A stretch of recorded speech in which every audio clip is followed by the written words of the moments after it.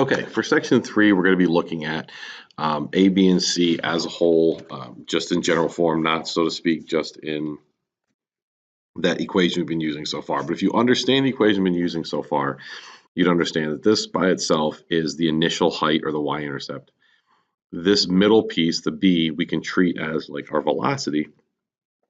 And the A is really our gravity. And if you understand how those work, the rest of this shouldn't be that big of a deal. So take a minute, pause the video. There's a couple graphs where you should go to your calculator, pull up a table of values, put in a graph in, and just copy down the graph functions in the tables. So pause that, get the tables filled out. I already have them filled out, and I'll clear them out here. So you should have all these here. And what I did is I labeled the first one black, the second one red, and the third one green.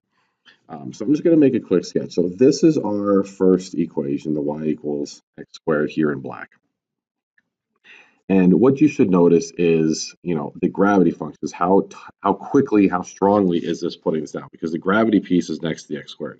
So how quickly is this pulling us down?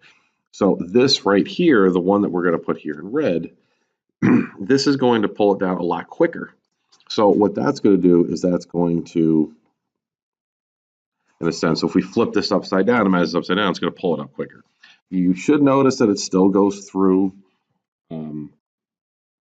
it should still go through the origin, okay? It's still going to go through 0, 0, and not much else of the function is going to change, just the fact that it's going to go up a lot quicker because the gravity is there and the gravity is a lot stronger.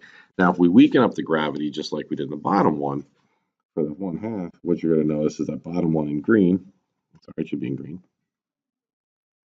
is going to go up slower and therefore going to be wider. Now, over the next practice sections that I'm going to have you do, you're going to see, well, what happens if we, add something to it or subtract something to it, but keep in mind what they mean. So if this was more velocity, it wouldn't change the graph much. But if we were going to say just +5 to this one, well, what would that do? That would just take this whole equation, move it up 5. And you're going to play around with those different things, but this is just the basics. Play around with them, draw some conclusions. Best of luck.